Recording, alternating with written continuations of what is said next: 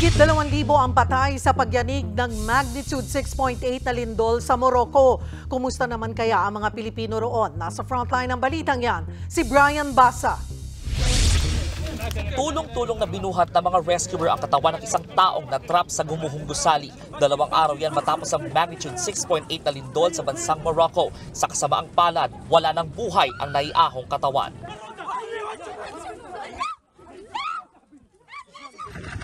Dalawang katawan pa ang na-recover ng mga rescuer mula sa gumuhong gusali sa Amsmis. Sa huling tala ng mga otoridad, higit 2,100 ang nasawi sa lindol. Nasa 2,400 naman ang napaulat na sugatan. Maraming infrastruktura ang nagkaroon ng bitak o di kaya'y halos mapulbos na. Kabilang dyan ang mga gusali sa lungsod ng Marrakesh na isang World Heritage Site. Sa tindi at lawak ng pinsala, ito na ang tinuturing na pinakamatinding lindol na tumama sa Morocco sa loob ng 6 na dekada.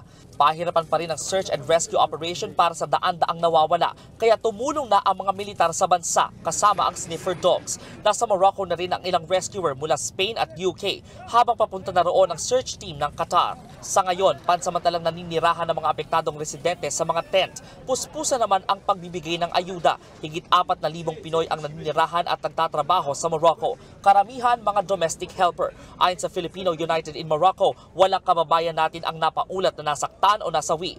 Kwento ng Pinoy na si Bong Palomar, malayo raw sila sa sentro ng lindol.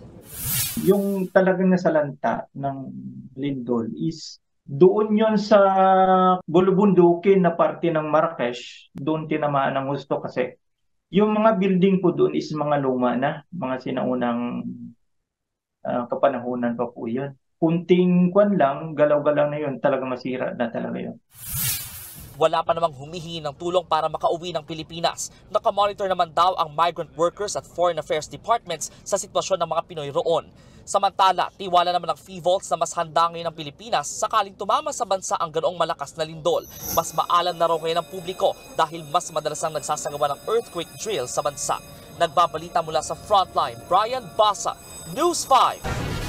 Mga kapatid, Cheryl Cosing po, huwag maging huli at maging una sa lahat para sa tuloy-tuloy na balitaan at karagdagang impormasyon sa mga napapanahong isyu ng lipunan. Tumutok lamang at mag-subscribe sa social media pages ng News 5.